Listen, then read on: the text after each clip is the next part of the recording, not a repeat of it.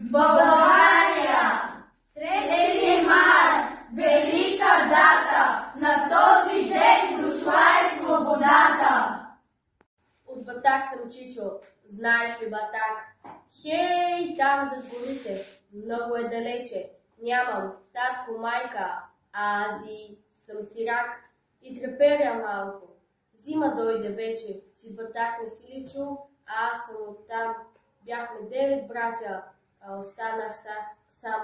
Ако ти разкажа, Чичо, страх ще те съвземе. Като ги изклаха, Чичо, аз видях, с топор да се чеха.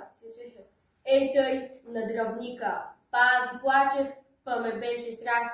Само бачо Пеню с голям глас извика и издъхна бачо, а един хайдук, баба ми заклая под вехтата стряха и кръвта потече из нашия къпчук. А аз бях малък и мене не заклаха. Татко ми излезе из къщи газ, с брадвата в ръцете и нещо продума. Но те бяха много, пушнаха за в час и той падна възнак, уби го куршума. А мама изкочи откъде, не знам, и на татка фана да вика, да плаче. Но не я скълцаха с един голям нож. Затова съм, Чичо, аз сега сирачен.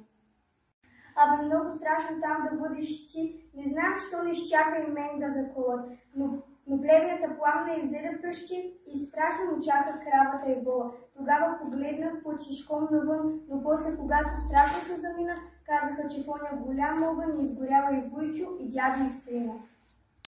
И черквата наша, Чичо, изгоря, и школото пламна, и девойки 200 станаха на въглен. Някой ги запря, тъй много още дяца и невести, а кака и Леля, и други жени. Мъчиха ги 2 дни, да па ги затриха. Още слушам, Чичо, как пискат они, и детенца много на мъждрак набиха. Всички свят затриха, как небе ги гря, само дядо Ангел оживя сирмаха.